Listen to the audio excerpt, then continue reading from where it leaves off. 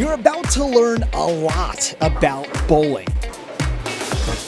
Not so much the sport, but the sweat and science needed by a maintenance worker to keep the game rolling here at All-Star in Riverhead.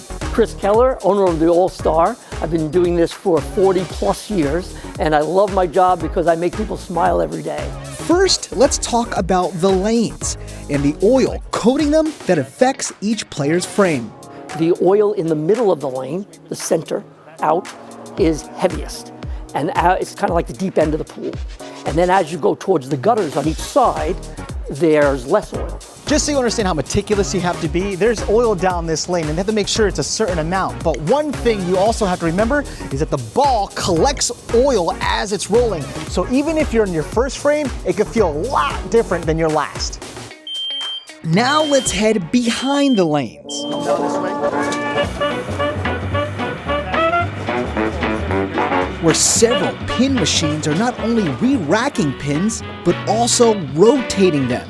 So no one pin takes all the damage from a barreling ball. So there are different ones being the head pin, the one next to the head pin, which gets the most impact. And according to facility manager Tim Gaffney, not only will a worker have to use their eyes to spot a damaged pin, but they'd also have to be able to use their ears. You see this pin, and if I drop it, you hear that? It's kind of like a dud. Yeah. Right. So now if I take this pin, which is brand new, and I went...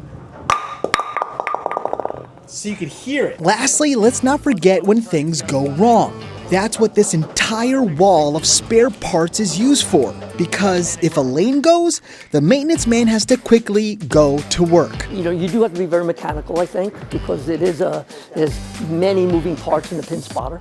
So I think you have to have the background of being mechanically inclined.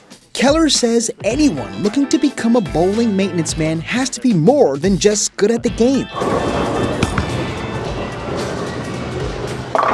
But if they can stick it out, the game, the science, and the environment all make it worth it. The key thing is, I think all of us here are happy to do what we do because we bring a lot of smiles to people's faces. Ken Buffa, Newsday TV.